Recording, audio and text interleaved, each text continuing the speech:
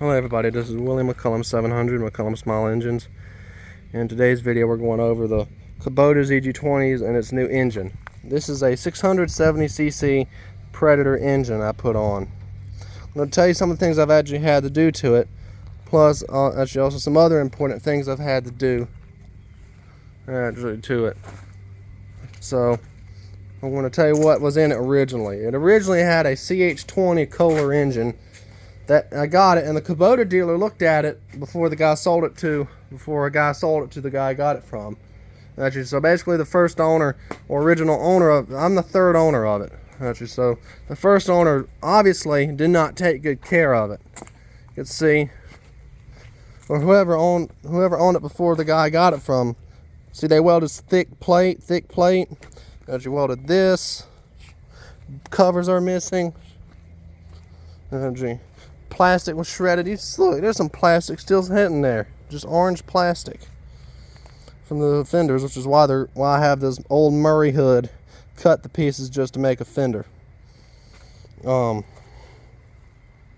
it has a lot of the seats tore up. Back pads missing, fuel gauge don't work. Just a lot of issues. Belt snapped. It just never stops with this mower because the owner obviously didn't take care of it, which I think what took a big toll on engines, and on Kohlers especially. This is one reason why I personally despise Kohler engines, or a majority of Kohler products, is actually because no matter how well you take care of them, they still don't last as long as like a Vanguard or a Predator or a Kawasaki, or even a regular Briggs & Stratton Intech engine. Just, you got to take care of them. And of course, true, it may last a little longer, but it won't last as long as Honda or any of these other brands. And I've actually seen that. And this Kohler engine, I'll go over this one in a minute. It actually had another Kohler in it. It had a another CH20 specifically meant for this mower. Worked good, and actually started developing compression issues. Of course, had to fix the engine a couple of times, but it still had issues. Compression was low, and it must have had a lot of high hours on it. I had several issues with it. So I actually managed to go get a third engine given to me.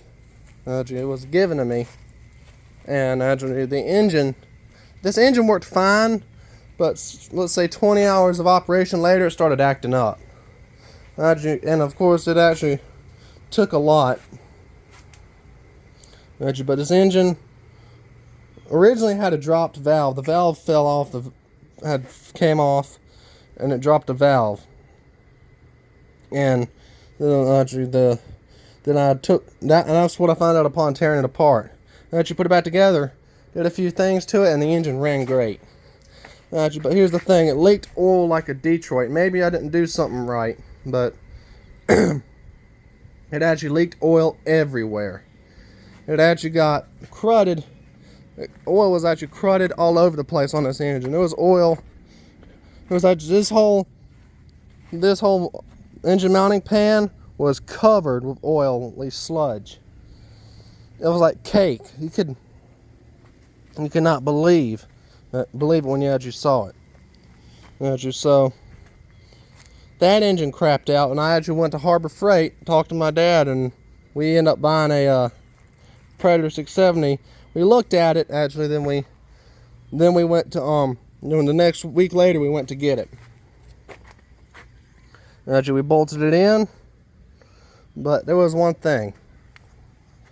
Actually, I realized we were about to bolt it in. But before we actually did any of that, we actually had to discuss on how we could get the drive shaft to fit. My dad said we could actually get an adapter made for it. I just said that could be that's an idea.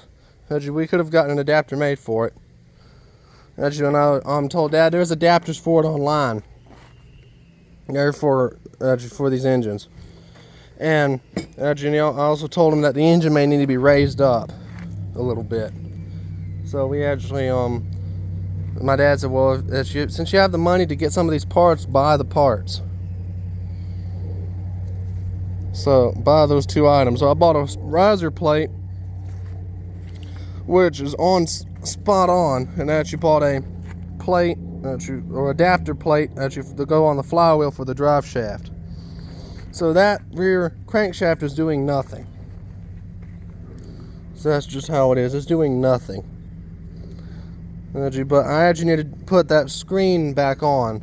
You cut part of the screen, and that you put it back on. That way no debris gets caught in the shroud. Especially when mowing under trees, when a dead branch falls or dead twig falls in, that you have to buy a whole new fan for it. And yes, you can actually get parts for these engines. You just got to look in the right places. So that's how it is with these engines. You got to look in the right places.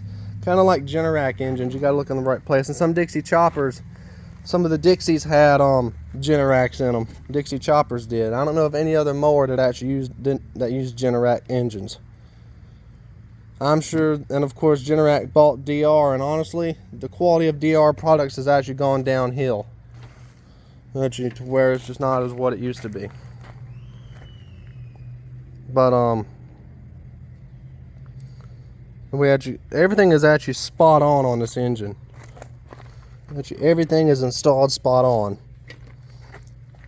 Actually, we bolted it up and got it running. Actually, had to also, I almost forgot. I had to drill additional holes for the frame, so the engine will bolt in.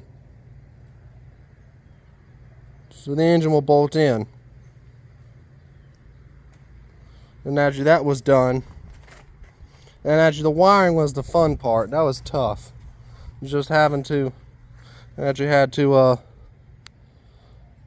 take that side control panel off, actually, because I did not want to reach behind the seat just to start the engine, or have to shut it off and I grab the drive shaft by accident and it pulls my arm off. That would actually be scary.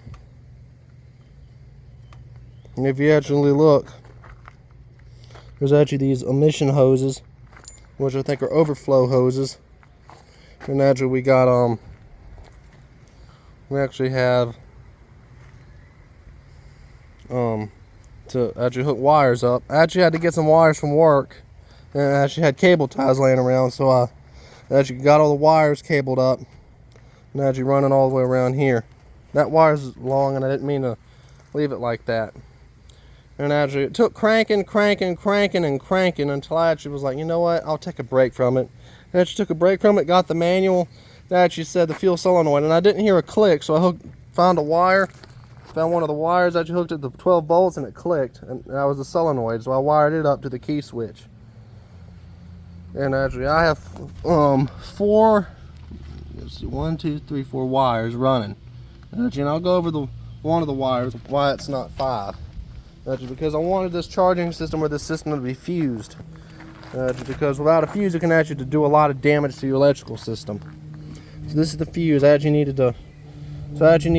So it's got 4 wires instead of 5 because of the charging system. Because this additional wire is red, and it runs from the voltage regulator to this wire, and this wire actually runs to. So this runs from the voltage regulator to the battery, to the wire to the battery, and actually, which this wire goes to here, which is from the white wire goes to this part where this red wire goes, which this red wire is thicker and goes to the battery. So basically what I'm saying is this wire has 12 volts at all times, and when you actually have power going from this voltage regulator, it's charging, sending current to the battery to charge. And which also this wire also has to activate the switch. So that's how you're able to actually get it to start.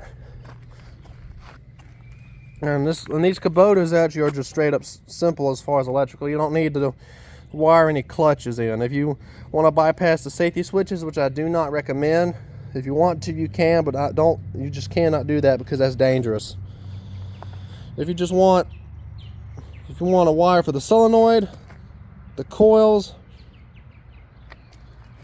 the starter, and the battery, those are actually 4 things you need. So We got one for magneto, which is your ignition coil, which is this one here. As you go down, there's your start wire. As you know, this is your start wire.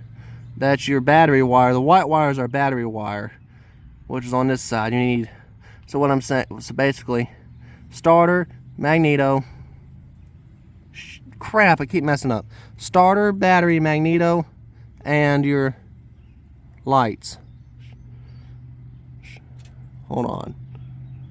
So your lights is your solenoid wire. So when you turn that, that's what turns it on. So your lights will be your solenoid wire on this switch. And of course there's many different switches. I think this switch went to a skag, so it may be different. And I'm not a fan of skag mowers.